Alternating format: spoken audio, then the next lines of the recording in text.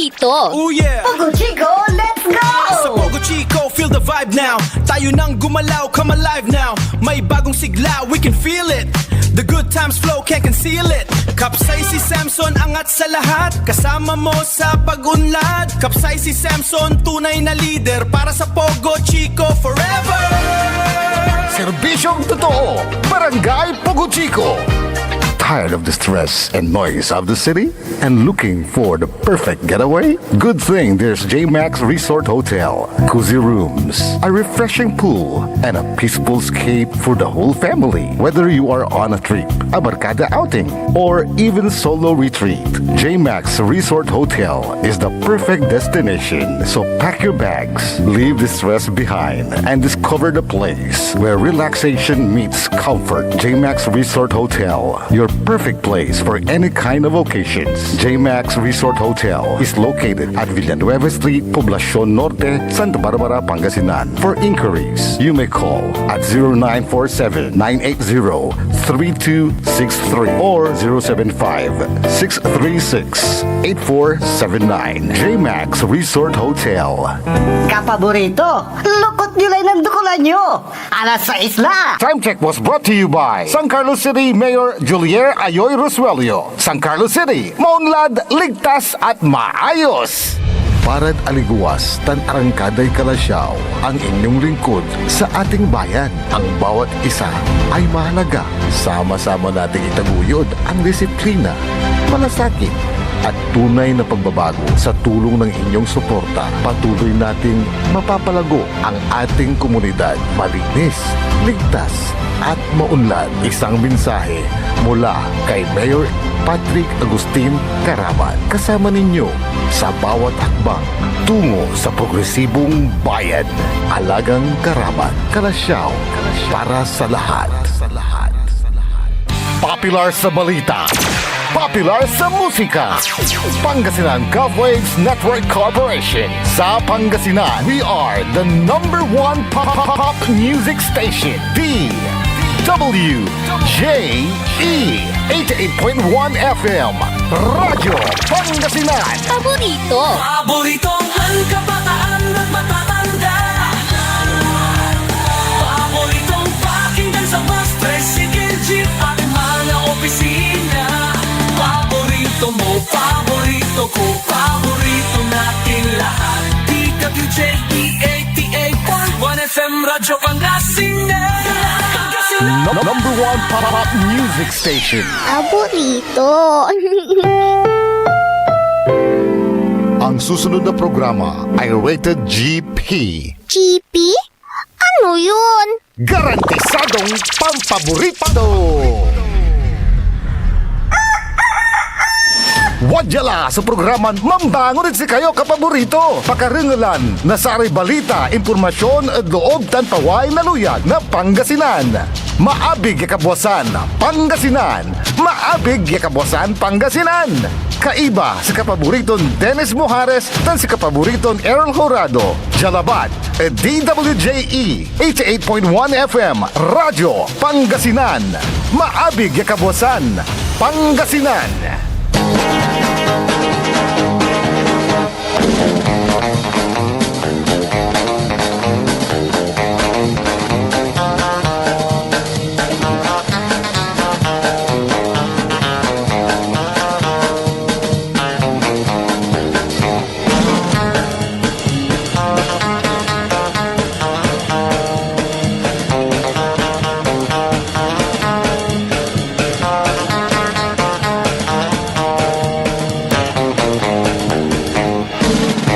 Oras alas 6:03 ng umaga.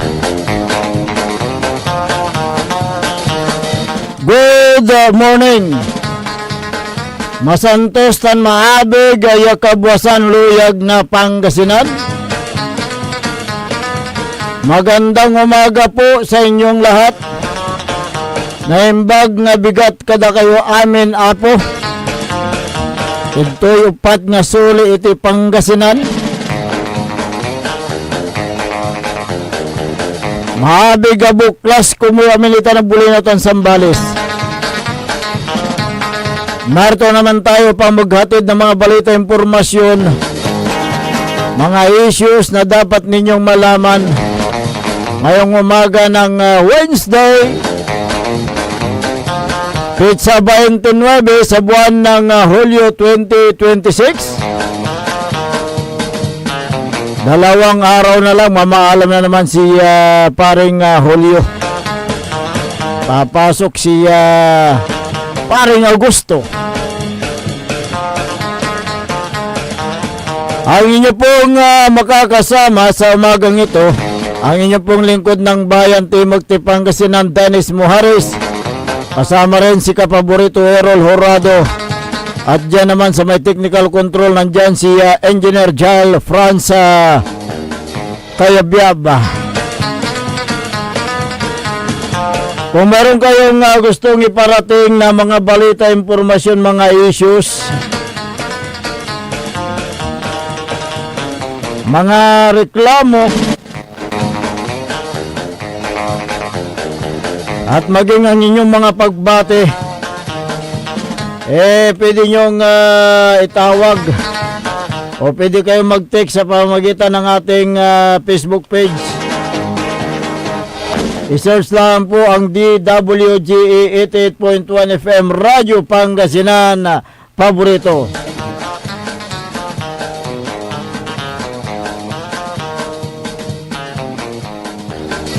Alas 6:05 ng umaga.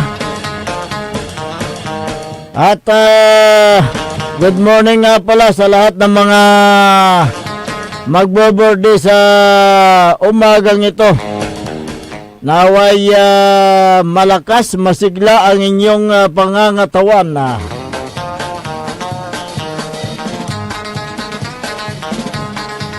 At sa lahat ng mga magbo-birthday, kung gusto nyong mag-imbita, bukas po ang aming linya. Tumawag lang sa aming hotline. Sasagutin kayo kagad ni Engineer Jael Franz Pumarin Kayabyab.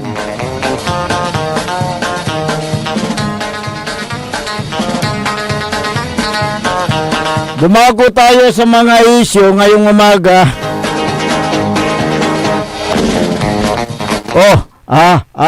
Tuloy-tuloy ng barangay at SK election dahil pinayuhan ng DILG na ang lahat ng mga barangay at SK official sa buong bansa na simulan na ang maagang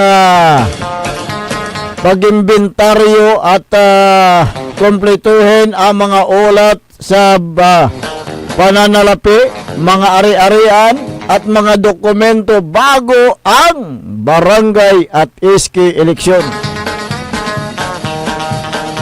Ang tanong ng taong bayan, paano ang mga barangay hall? Sabi nila,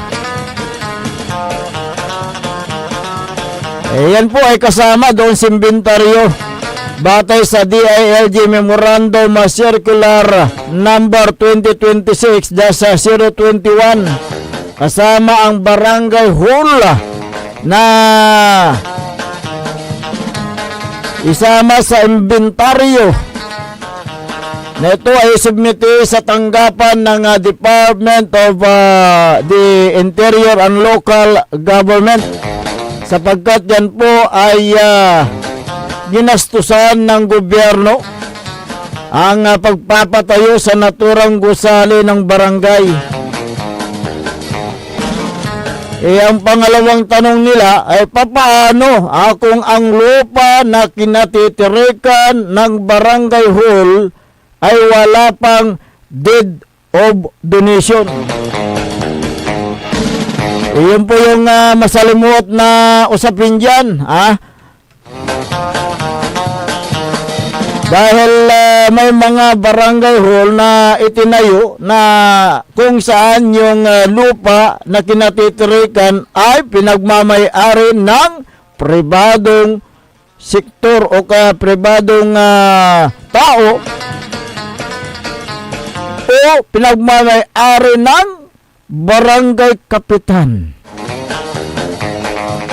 Regardless kung walang deed of donation ang lupa na kinatitirikan ng gusali ng barangay, dapat iwalay ang records ng gusali sa lupa at ilagay ang aktual na estado sa remarks at ilakip ang barangay resolution o ang tax declaration na ito ay isusubmite sa tanggapan ng DILG. Dapat sana bago ipatayo ang gusali ng barangay, nagkaroon muna ng deed of donation kung yun po ay pinagmamay-ari ng private individual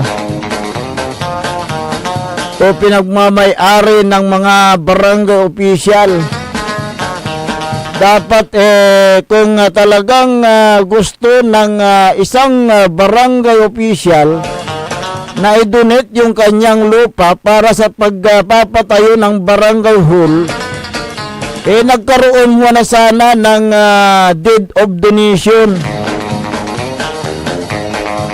para wala ng problema.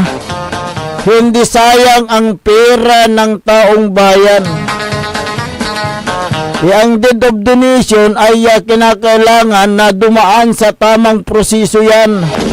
Dapat na magkaroon ng kasunduhan ang barangay at may-ari ng lupa.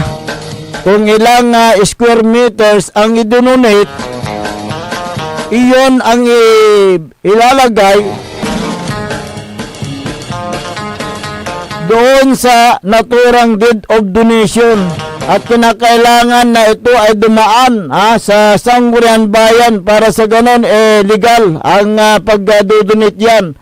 Maliban dyan, dapat yung deed of donation o kaya yung mga dokumento kinakailangan din na notaryado. Nabatay doon sa Article 725 yung deed, yung donation, ang sinasabi niya rito, donation is an act of liability whereby a person disposes yung lupa nga, yung kanyang lupain, idinonate niya. So doon po magkakaroon ng acceptance doon sa mismong barangay. So, yun po yung masalimuot ngayon na usapin tungkol dyan sa mga barangay hall na ipinatayo doon sa private na lupa. Mayroon po yan, may mga nababalitaan tayo na mga barangay hall ng lupa ay pinagmamay-ari ng private individual. Good morning, ka Errol. Hokus pokus.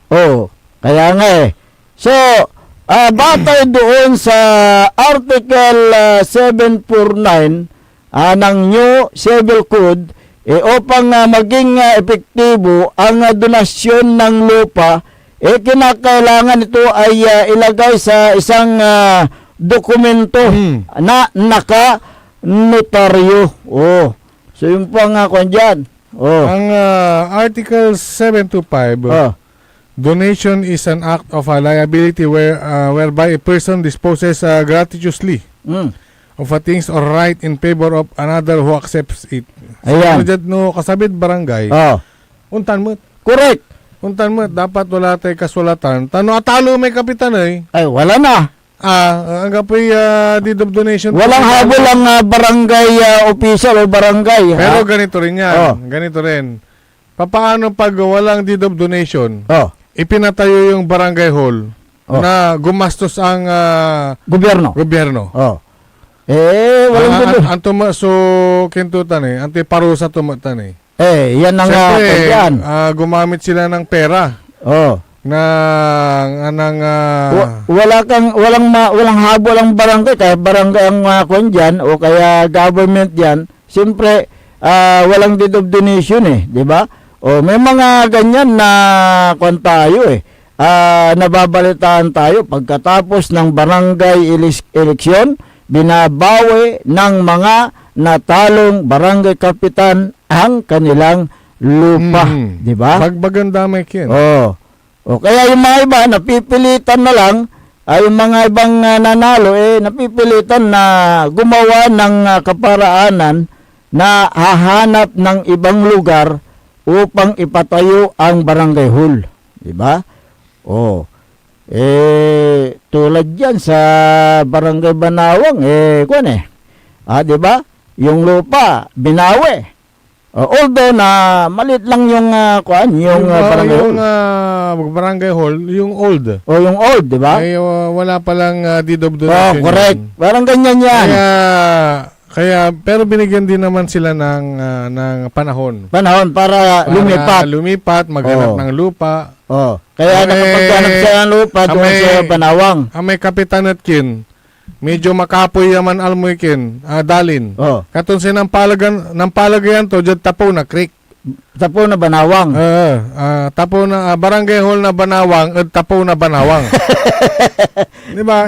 Siyempre, alam nga naman na ang gapoy kin, ang gapoy narumugmutan niya, dalin niya nasaliw. Kaya nga. Yun po yung masalimuot ngayon na usapin dyan tungkol dyan sa mga barangay hall na wala pang deed of donation yung lupa. Kaya nga, ang DILG, may abiso ang DILG na lahat ng mga ari-arian, pondo, mga dokumento ay dapat na maisubmiti sa DILG before na darating yung barangay at iski eleksyon. So yun yung kanya ngayon. Marami po, may mga nabalitaan tayo noon na mga barangay hall na pagkatapos na natalo yung kapitan, binawi niya. Automatic bawi. Automatic atalo, may atalo, andala tayo dalin ko. Nung eleksyon, nung nangangampanya, laban-laban. Nung pagkatapos ng eleksyon, bawi-bawi. Dahil natalo yung yung kapitan bawi-bawi, binawi niya yung lupa niya. Wala ng barangay hall. Ang mga constituents sa barangay. So yun ang dyan. Dapat muna naayusin ang mga dokumento bago ipatayo ang gusali ng barangay. Yun sana ang dyan pero yung mga nakaupong kapitan naman, hindi naman lahat. Hinayaan na nila dahil siyempre, lupa ko ito. Dito natin papatayo yung barangay hall. Siyempre kapitan ka. Nagmagandang loob. Nagmagandang loob. Siyempre yung mga tao, mabuti pa si kapitan. Nagpatayo ng barangay hall doon sa mismong lupa niya. Maong puli. Tani, may dalin. Indonate. Mabuti pa si kapitan. Indonate, kulang to may deed of donation. Wala. Yun ang hinahanap ngayon ng mga barangay, yung mga deed of donation na yan, wala. Dapat sana may kasulatan na nagpapatunay na idinunit niya yung lupa sa kung barangay. nagpatayo ng barangay hall, gamit ang pampublikong pondo sa pribadong lupa, kasi pribado pa yan, wala pang deed of donation at walang legal na batayan, kunyari walang deed of donation, walang deed of sale, iba pang wastong karapatan para sa lupa, pwedeng administrative complaint, sa kapitan, notice of disallowance, civil case, at pwedeng criminal case.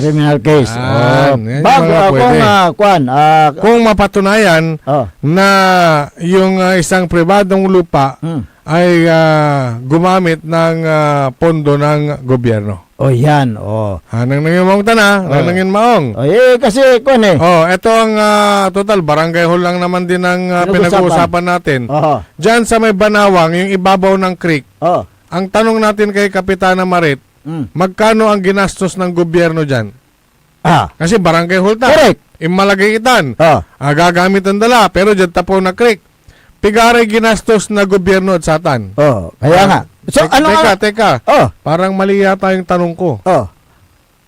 Paano kayo gagastos sa pera ng gobyerno kung ibabaw ng creek? May titulo ba yan? Ayan, ang kwan dyan. Di ba, hindi. anong sinabi ng batas? Bawal magpatayo sa mga estero, mga canals, ng mga structures. Ay, yung easement. Merong tinatawag na ano yan, na easement. Pero ito, sige. Hindi, ano tayo kasi pro bono. Kumbaga, Abunin mo na. Sariling kwarta.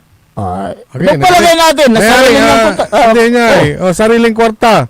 Tipakan tayo si Kapitana. Okay. Tipakan. Tipakan. Ano sariling kwarta to? Oo. Bawal ni siya tawalat na po na creek. Correct. Illegal eh. Illegal squatter ang tawag dyan.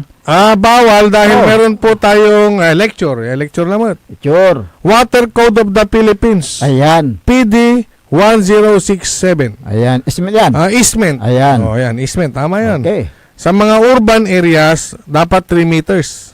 Sa agricultural, 5 meters. Sa forest areas, 20 meters. Hindi pwedeng tayuan, bakuran, o okupahan ang easement na ito. So, nasa urban areas tayo. Ayan. 3 meters pa dapat, di ba? Nasa babaw yan. Walat tapo mismo. Di ba? Walat tapo Anong mismo. ginagawa ngayon ng DENR? DNR, illegal construction, pakisilip po, environmental violation, at yung nuisance. Ang may karapatan dyan, may kapangyarihan na magpa-demolish, DNR. Correct. DNR talaga. Kasi kunyan, sakop nila yan eh. So, yun po ang mga katanungan po. Ito po yung mga pwedeng gawin kung may illegal na nakatayo. Ano ang pwedeng gawin kung may illegal na nakatayo? Magreklamo sa barangay. Hindi Magreklamo Hindi sa... yun ang nakalagay dito eh. Magreklamo sa barangay. Siyempre So, ibarangay yung may kapitan. Ibarangay ito sarili ito. Ibarangay ito yung sarili ito. Hindi, dapat sa DILG o kaya doon sa ombudsman. Pwede ring magreklamo sa Municipal Engineering Office. Sa LGU pala. Pwede rin sa DENR at doon sa may LGU Zoning Unit. Ayan. Paglabag po yan sa Water Code of the Philippines, no build zone sa creek. Ayan. Sa gilid ng creek, sa ibabaw ng creek. So malinaw po yan. Malinaw po yan sa batas. Uy, may balita ako, kapaborito Errol, na may tatakbo raw na kapitan itong si Madam Auring sa bayan ng Kalasyaw. Tatakbo raw na kapitan itong si Madam Auring. Alam mo, ang pagtakbo kasi, wala naman bawal. Correct. Yan. Hindi ka naman, may karapatan mo yan. Ang sagot ko dyan, hindi tumakbo siya. Kaya nga. Si Madam Auring, kung sinasabi mong Madam Auring yan, baka manguhula yun. Siyempre, merong meron yung bola. Di ba, ang tula may kinansaman? Yung bola sa harapan niya? Yung bola sa harapan niya, yung para siguro, para mahulaan kung mananalo sa darating na barangay at sangguniang na eleksyon. Ganun ba? Pero manghuhula yun eh. So, ibig sabihin ng hula, guess. Pwedeng totoo. Pwedeng hindi totoo. Baka sakali. Baka doon siya sa baka sakali. Baka sakali. Hinuhulaan niya. Baka sakaling manalo. Hinuhulaan ni Madam Auring kung mananalo siya. Hindi siguradong mananalo. Kaya nga todo hula sa sarili. Diba? Although, ang asawa ni Madam Auring naging politiko rin. Siyempre, hindi gaano sigurong kilala si Madam Auring dyan sa kwan. Inuhulaan na lang niya kung siya ay mananalo. Akin, aliwan kanya. May agawang papawa. Hindi ba gumagala? O bumapasyal-pasyal? Siguro gumagala rin. Lumalabas din. Ngunit hindi pampolitiko dahil isang hamak na manghuhula si Madam Auring Di ba? Mm. Oo. Madam Baka Auring. minubola niya lang yung kanya mga kabarangay. Nandiyan na tayo kung bubulahin niya. Kaya nga hinuhula niya ang kanyang sarili kung mananalo sa darating na barangay at SK election. Kaya si Madam Auring ay panay na nandoon sa harap niya yung bula. Yung bula. Yung babae marunong manghula. Yung asawa marunong mambola. Ana? Kasi bola yung nasa harap niya. Ayan, pero lahat ng mga ng mga kandidato, May karapatan naman may karapatan tumakbo. kayo. May karapatan naman lang. Pero depende na mamaya ang taong bayan. Minsan kasi Oh, natatanong ano bang kwalifikasyon si Madam Auring. sa isang Hindi. Ang kandidato. Wala naman nakalagay. Ang kanyan, dapat Basta na residente kanyan. marunong magbasa, magsulat. Magsulat. Yan po ang Dapat taasan muna ng taasan ng konti yung pero para maging quality yung mga leader, di ba? at siyempre, yan ang isa sa mga kwalifikasyon yung Kung tingnan. wala kandidato, yun, hindi tad barangay, antayolan masugal, sa kandidato, ay delikado. Kaya nga Delikado. Sugal to yung kortay barangay, tudas. Meron pa akong nababalitaan dyan yung asawa ni Madam Auring, panay sa barangay huli. Oo. Yung asawa ni Madam Auring, Palagi sa barangay huli. baka official naman yung asawa. Kasi hindi mo, hanggang ngayon, hindi mo pa binabanggit kung sino yung Madam Auring. Basta Madam Auring, hula. Ha? Basta Yung Madam asawa Auring. niya ba, barangay official? Hindi. Ay, hindi. Bakit nasa barangay hall? Siyempre, nandun na Baka mamapalik dumat. Ah? Si Ipoploto, si Umbatik, si Madam Auring. Tamanaya, si Mambobola. So, Matek. So, Untagam. Parehas din yan. Di ba? Si Mambubula. Iplot, may BE. Tamanaya, si ang kandidato, may Laki. Tingnan natin. Si Laki, ang gabi position to barangay hall, Nandun na. singan Nakaposte may na doon. supaya, manggaganggan man mamando-mando. Kaya nga so, tingnan natin, kung si Madam Auring ba ang tatakbo o kaya yung mister na mambubula. Ayan. Mambola natin, mamando-mando. Okay lang? Sige. Sa aming pagbabalik, talakayan natin ang iba pang Ano? mga issue, Kinarabalitan? Kalasyaw. Ay, kalas. Nandiyan na si Madam Auring Ano ba nga nasa harapan ni Madam Auring? Hindi bali na si Madam Auring at taga-ditan. Hindi taga dyan si Madam Auring. Tama lang bibili lugar to. Siyempre si Madam Auring. Ang nasa harapan niya, bulan Bulan! Mambo, bola. Hindi, pala na mula. Sa amin pa babalik, talakayan din natin ang iba pang mga issue. Kung meron kayong mga gustong parating na mga issue at mga balita, mangyari lamang po mag-text o tumawag sa ating hotline 0939-1009931 o kaya globe number 0927-974-2784. Wala ng text. Ay, yung barangay patrol sa Banawang, nakapark sa kalsada, obstruction sa traffic. Paano tumatay? Walang creek lang ti. Di ang gabi parking ton talaga may barangay patrol. Akala ko tinatanggal niya yung mga sagabal sa gilid ng kalsada. I-park mo yung patrol dyan sa may barangay hall, sa tapat. Tama. Ang may barangay hall that illegal? Di illegal parking mo sirin may patrol. Tapos yung mga sagabal sa kalsada inaaway niya na na bawal mag-park. Yan. Text na rin, taga-ditan siguro Banawang yan. So, yan yung mga barangay official nyo, yan sa barangay Banawang. Hindi nata alam ang batas. Ang alam nila, butas! Magbabalik kami, makalipas naman po ng ilang paalala. Ang puta Putang-putang Iran Balita. Kulelat na nga yung tatay, kulelat pa yung anak. Ang putang-putang Iran Sunata. Hawak mo ang beat. Son ang putang-putang Iran Impormasyon. Aya sa number 1 pop music station. DWJE 88.1 FM. Radyo Pangasinan. Paborito. Talaranan sa paboritong herbal ng bayan. E-Karma Health Option. Kaiba sa paboritong doktor. Dr. Glenn Soriano. At programan Early in the Morning. Alas 7 hanggang alas 8 na kabusan. Kada Sabado. Jalabat. At paborito yon istasyon. DWJE 88.1 FM. Radyo Pangasinan. E-Karma Health Option. Mare! Kabigla ka naman, Mare, ha? Grabe, gimagana ka, ah. Mari, di mo sinabi na uwi ka pala ng San Carlos. Ay, oo. Namiss ko na kasi dito ang pamilya ko. Ito na palang San Carlos ngayon. Grabe, Mare. Ang laki na ng pinagbago. Siyempre naman, Mari, alam mo ba na dito sa syudad natin, malaki na talagang pagbabago.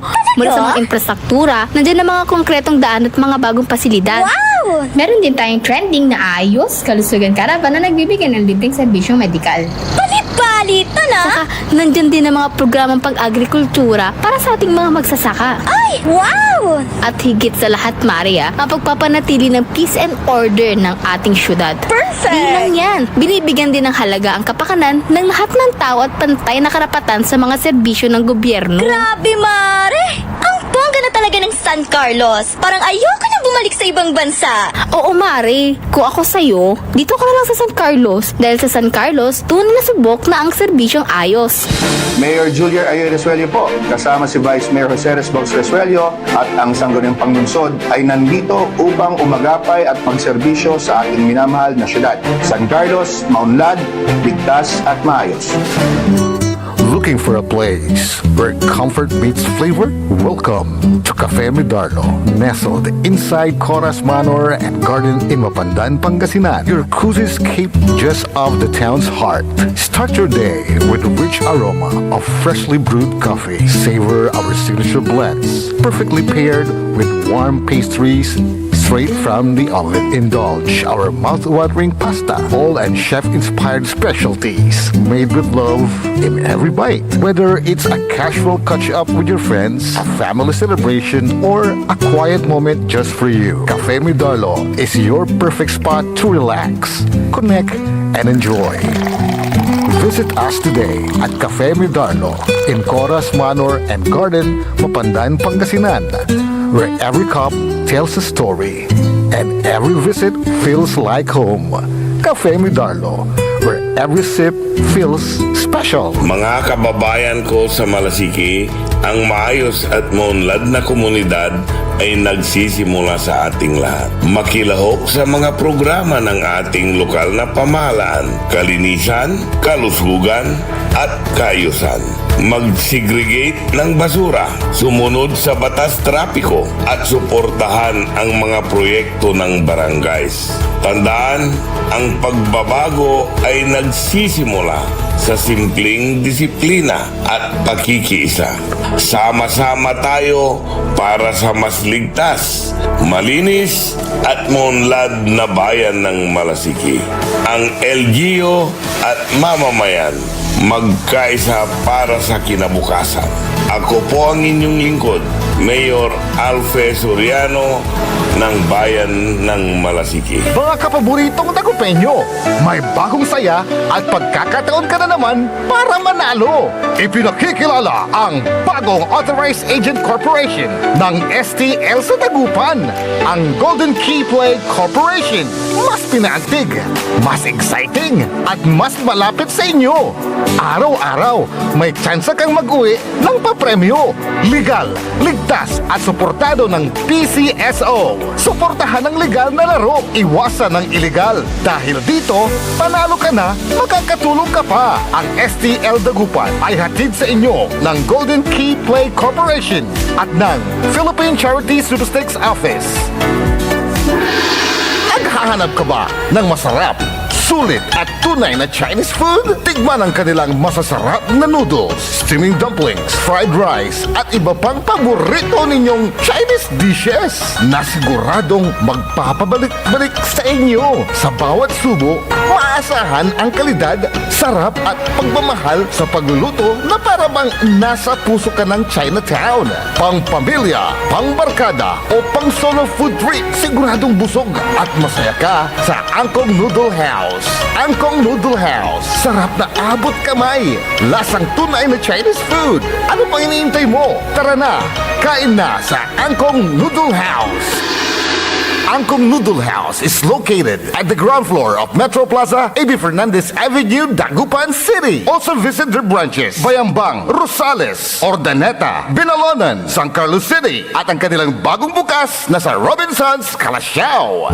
May pangarap ka bang magsimula ng sariling negosyo? Ngayon na ang tamang panahon. Ako po si Dennis Canegosio Ferrer ay maghatid sa inyo ng isang bagong programang tatawagin nating Usapang Business sa Radyo Pangasinan. Dito po ay makakasama natin ang mga batikang negosyante, mga bagong nagnenegosyo at maging mga estudyante negosyante para makapag-inspire tayo ng mas marami nating kababayan na magsimula na rin ng kanilang sariling negosyo. Ang programang Usapang Business sa Radyo Pangasinan ay upang matulungan at gabayan na ang mga nais magsimula ng negosyo sa tamang paraan. Negosyo tips, mga kaalaman para sa mas maunlad na kabuhayan. Muli, ako po si Dennis Canegosio Ferrer na nag-aanyaya sa inyo na samahan niyo po ako tuwing Sabado alas 3 hanggang alas 4 ng hapon dito po lamang sa DWJA 88.1 Radio sa bagong programang Usapang Business. Usapang Business sa Radyo Pangasinan. Negosyong may pangarap, tagumpay ang hinaharap. Paboritong ng kabataan at matatanda.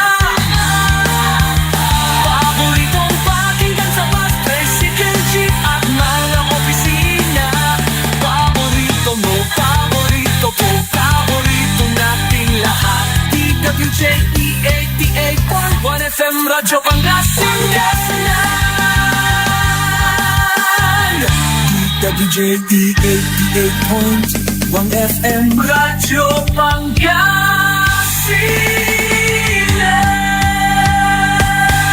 Paborito.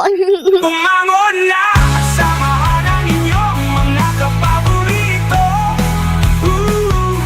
Maabigyan ka po sa Pangasinan. Dennis Muhares, Errol Jurado, ang gigising sa inyo tuwing umaga sa programang Maabig Kagabosan Pangasinan.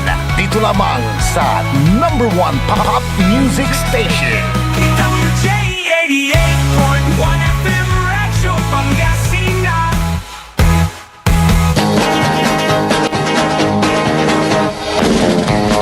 Alas 6:36 ng umaga sa ating pagpapatuloy sa ating programa. Ang inyo pong nakakasama sa umagang ito. Ako pa rin po ang inyong kapaborito, Kuya Errol Jurado. Mac Terion Lingkor at Magti Pangasinan, Dennis Muhares. At kasama din natin dyan sa may technical control si Engineer Jael Franz Pumarin Kayabyab. Sa ating gawing kanan nandyan si Station Manager, ang batang-batang Station Manager. Hindi pa tumitalawak si Manok.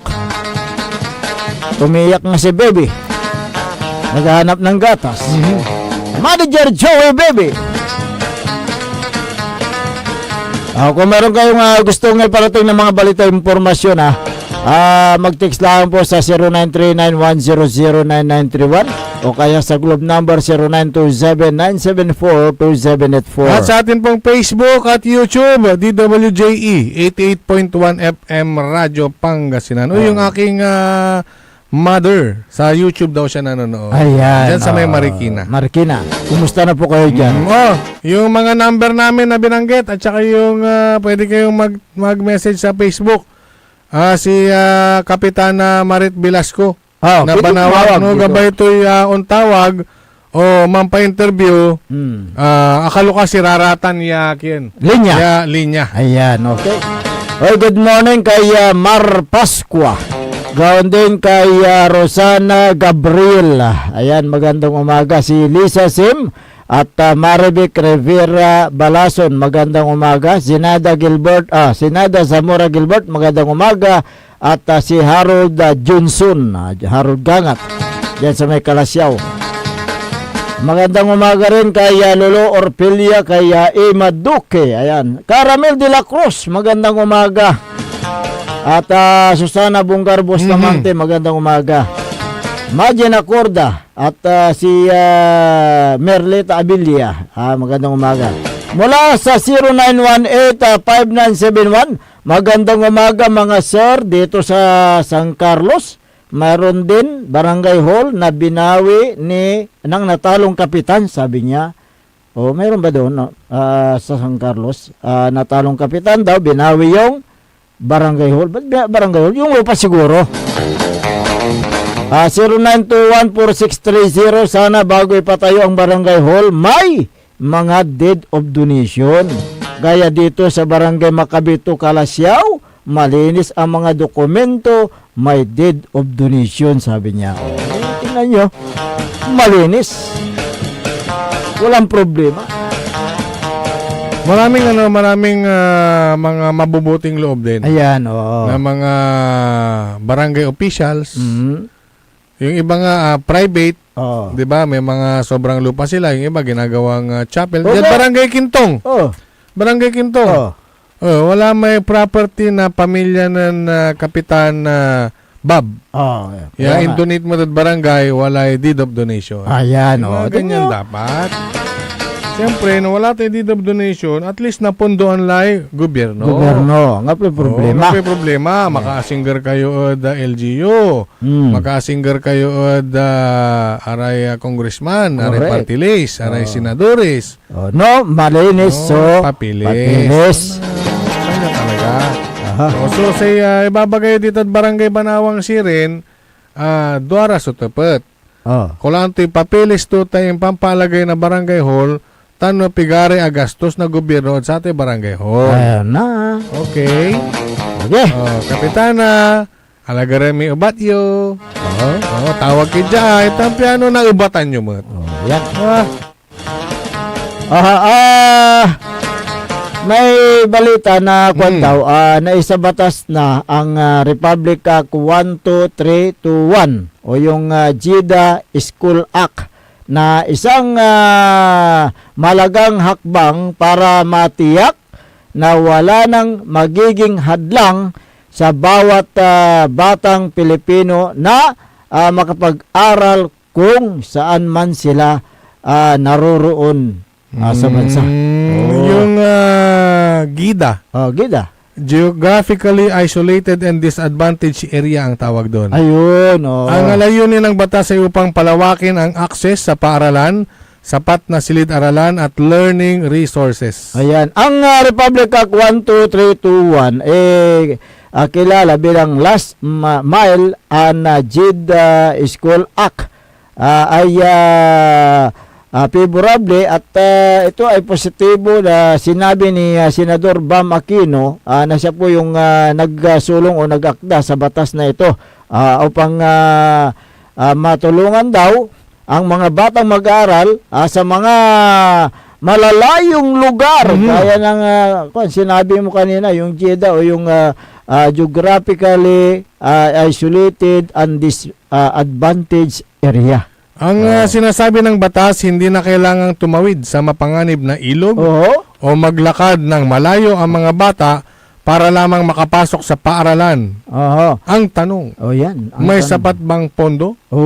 Ang pamahalaan magpatayo ng mga pasilidad sa buong bansa? Ayon sa ulat, malaki pa rin ang kakulangan o yung backlog ng pasilidad o yung mga silid-aralan sa bansa, kaya kailangan ng yung mahigpit na pagpapatayo para sa magiging para magiging totoo itong mga sinasabi nila. Para maging totoo. Panawagan ng marami na madaliin ang pagpapatayo ng mga pasilidad upang walang batang mapag-iwanan habang lumilipas ang panahon. Sa ilalim ng Republic Act number 12321, sisiguraduhin daw nito na magkaroon ng maayos na daan, kuryente, malinis na tubig, at yung internet, sinisigurado nila doon sa malalayong eskwelahan. Ay, ganun ba? Oo. Managamit ni Rekin ditan, Starlink. Starlink, Siyempre, yung Starlink kahit saang lugar, maliblib. Siyempre, noon niya ay, ilaluan mo ray linya tidya, hanggang makasabit pa ng datan. Oo. Diba, wala rin signal ng, kunyari, data makapoy mat. Correct. Kung ang kakulangan ng pasilidad, tulad ng silid-aralan, ay makupad, ang implementasyon, yung pag-asa ay, ano nga ba ang uunahin nila? Yung kalsada papunta doon sa liblib na lugar. Okay. Magpapatayo ka pa ng classroom. Alam nga na may classroom tapos walang matinong kalsada. Kaya nga yun ang kwan malaki pa rin nga yung sinasabi mong backlog. Yung kailangan pang habulin ng mga silid-aralan sa buong Pilipinas. Kaya nga sa ulat ng EDCOMTO, yung Second Congressional Commission on Education, nasa mahigit 166,000 na classroom ang kulang pa rin sa buong bansa. Hindi lang ito simpleng numero buhay at kinabukasan ng milyon-milyong mag-aaral ang pwedeng maapektuhan dyan. Kaya nga dahil dito sa kakulangan ng silid paaralan, napipilitan ng mga paaralan na magpatupad ng double shifting o kaya yung triple shifting na klase. May mga papasok sa madaling araw, may uuwi rin ng gabi. Kawawa yung mga bata. Maliban sa sinasabi mo na siksikan, ang mga bata naaabot sa mahigit 6 na po, di ba? Minsan, sa isang classroom. Siyempre, paano ka magiging komportable na mag-aral dyan? Mainit, maingay, magulo. Kaya dakdakal si estudyante. Ang mo nagkaltay, wala ray hindi ka makapag-concentrate. Wala award to tin. Most talkative. Kaya nga bilang tugon, sinimula na rin ng DepEd yung sa pamuno ni DepEd Secretary Sani Angara na ilipat ang pundo at responsibilidad sa lokal na pamalaan at sa pamagitan ng public-private partnership upang mapabilis ang construction ng mga silid-aralan daw. May paliwanag yung public-private partnership. May paliwanag dyan sa mga susunod na araw kung paano natin paliwanag yan. Magandang magandang hakbang ito dahil mas mabilis. Kumilos ang mga lokal na pamahalaan kumpara sa DPWH. Kaya nga bukod dito mas mura yung pagpapatayo ng mga government non-government NGO at saka yung LGU, di ba? Mababang gastusin ikumpara sa DPWH. Siguro yung gastusin ng lokal na pamahalaan kung isang building 2.5 million. Doon sa DPWH baka higit pa, baka 3 million plus, di ba? Ngayon pa man, dapat tiyakin na may mahigpit na monitoring upang hindi mapasukan ng korupsyon ang mga proyektong ito. Ang krisis sa silid paaralan ay direktang sumasalamin sa kalidad ng edukasyon dito sa bansa. Hindi makatutok sa pag-aaral ang isang bata kung walang sapat na pasilidad at yung nagtiti sila sa sinabi mo sa init, hindi sila komportable na mag-aral, di ba?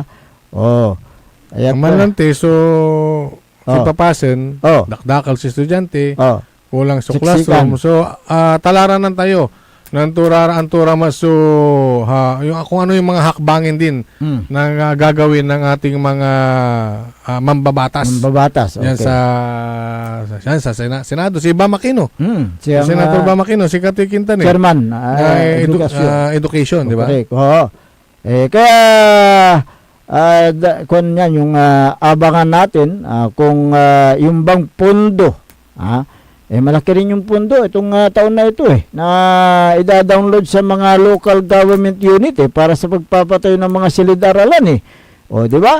O, sana mapabilis yan yung mga download na yan. O, pero sabi nila, paano mo bilisan? Sabi ng DepEd naman, kung makupad naman na mag-submit yung mga LGU ng mga dokumento.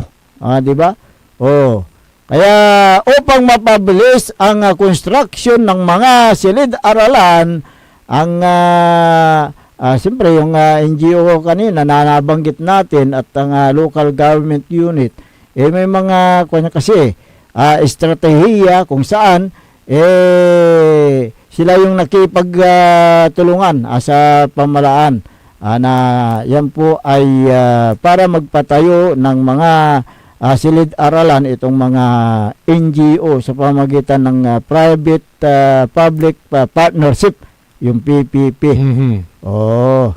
Kaya dapat mapabilis na yung pagpapatayo dyan ng mga silid-aralan dito sa buong bansa para sa ganun hindi kawawa itong mga kababayan natin, especially yung mga bata na mag-aaral at saka yung mga guro. Teka muna. Doon sa Lawak may ikuha naman kahapon Saan? Sa Lawak may pagbabanta. Wala na naman klase. Walang klase. Anong school? Hindi na nabanggit pa, kundi sabi doon sa post, suspendido ang ang klase dahil may pagbabanta sa bayan ng Lawak, Pangasinan sa mga estudyante. At doon sa Bayambang, naresolba na nila yung kahapon, naresolba na nila na huli na yung bata Yan, dapat Maragap, so ginawa ng Mayora. Linya Jose Kiambao. Ayan, kung ganyan na may mga nagbabanta-banta sa text, sa tawag, maong tanya, kin. Kwan daw napaglaruan lang daw. Ay, hindi biro. Hindi biro pa. May kwan yan, may kaso. Kung sa tingin nyo, naglalaro kayo, seryoso ang gobyerno dyan. Correct, seryoso ang autoridad natin. Imagine, ika-cancel yung klase dahil lang sa mga ganyang text. Tapos sasabihin nyo, nagbibiro. Nagbibiro lang daw. Ayon doon sa bata. Ang problema, bata na naman. Hindi mo na naman kaya makakasuhan yan. Kaya kayong mga magulang ay bigyan nyo ng advice yung mga anak ninyo para sa ganun hindi sila gagawa ng mga ganitong hakbangin na yung pananakot, di ba? May kaso yan. Nakakalimutan yata nila dyan sa Bayambang. Yung mga ganyang mga text-text, mga tawag-tawag. Merong magaling na IT dyan. Oo nga. Matitris ka agad yan. Matitris kayo dyan. Kaya't kayong mga mag-aaral, kayong mga bata, ang ilagaw ninyo sa isipan ninyo yung pag-aaral ninyo para hindi masira ang kinabukasan ninyo. Kayo po ang pag-asa ng bayan.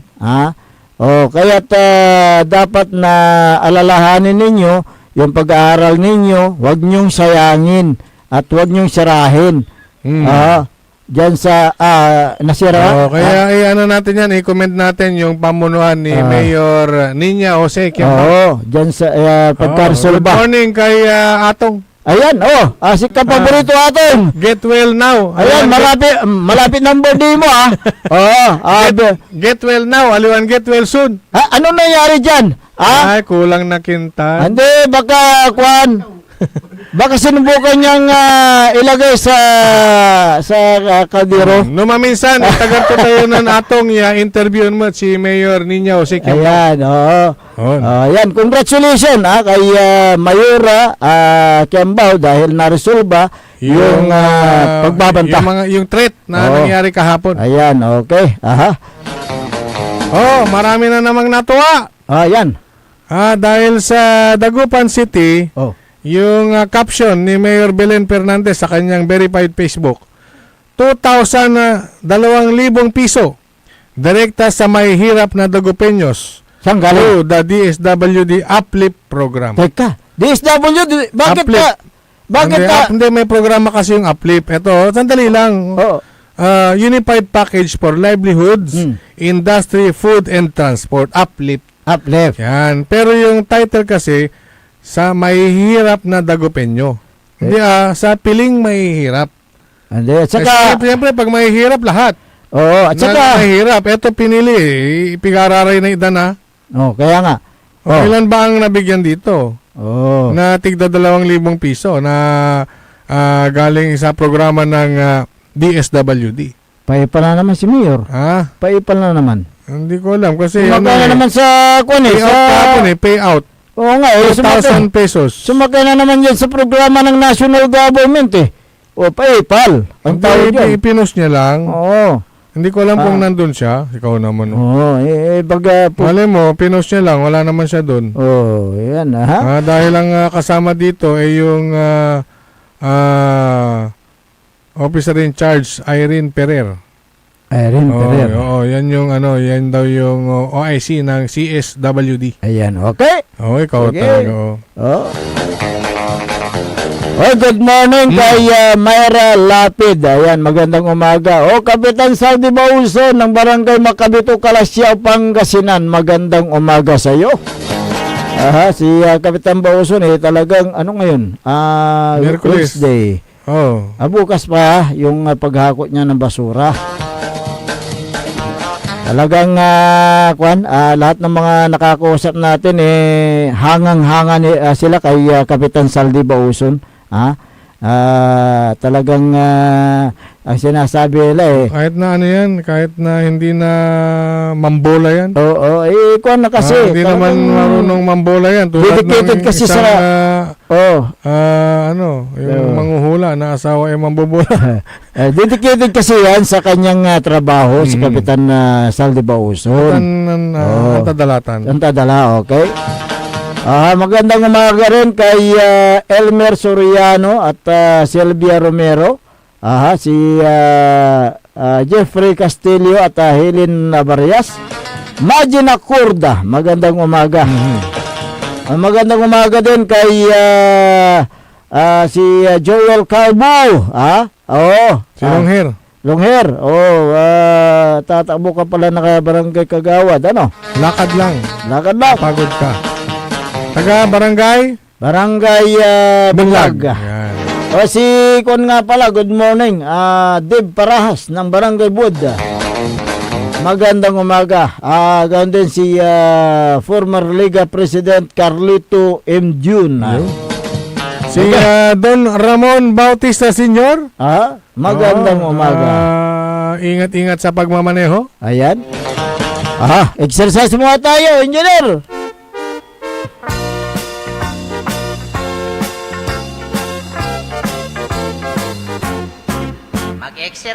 Magandang umaga kay Mayor Patrick Agustin Karamat ng Calasiao. Good morning, Councilor Kyle Gaspar.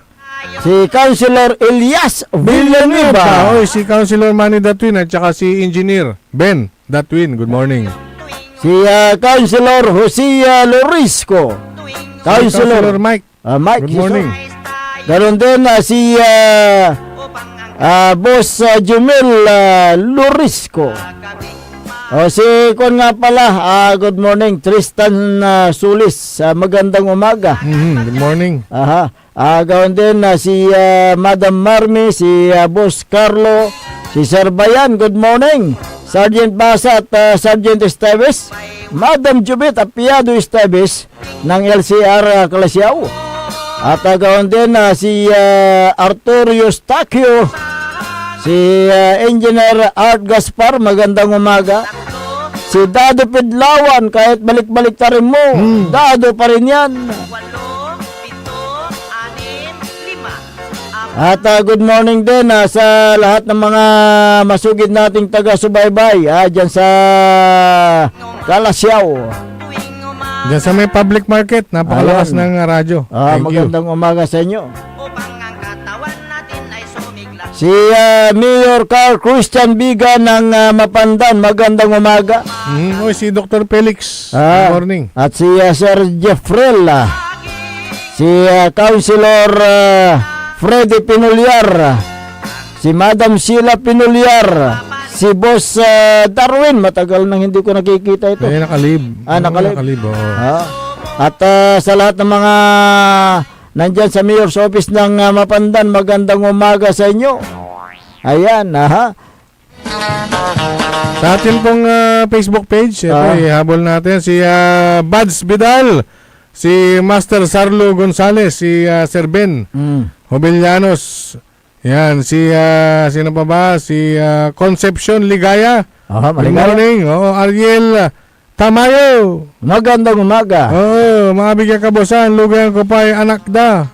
Anto si Adrian Gabriel R. Tamayo. Happy 20th birthday at si Kato. Kumon at Maxil Yalanang Sulaman to. Good boy parati, salamat kanto mo. Mel Zapira. Magandang umaga. Si former kapitan, former MDR at former SK chairman, former councilor. Transformer. Mel Zapira. Talaga mabawag sa ngaramon talaga. Yung batikan saya BSK. Tamang paputikan Lara, diken. Di atay Mr. Lito Acosta. Si tagamot. Tan si Magno. Si Kagawad Honrado. Naratan, so okay. Mabawag. Yung haran. Okay, sa lahat ng mga mantabay sa ating palatuntunan, maraming salamat po. Hanggang bukas muli, ang inyo po nakasama sa umagang ito. Ako po ang inyong kapaborito, Kuya Errol Jurado. Magterion Lingkor, ating magtipangasinan Dennis Muhares. At sa technical control, si Engineer Jal Franz Kayabyab. Ang tabayanan ng susunod na palatuntunan, Only in the Morning ni Ka-Orly Navarro, dito lamang sa DWG 88.1 FM Radyo Pangasinan. Paborito!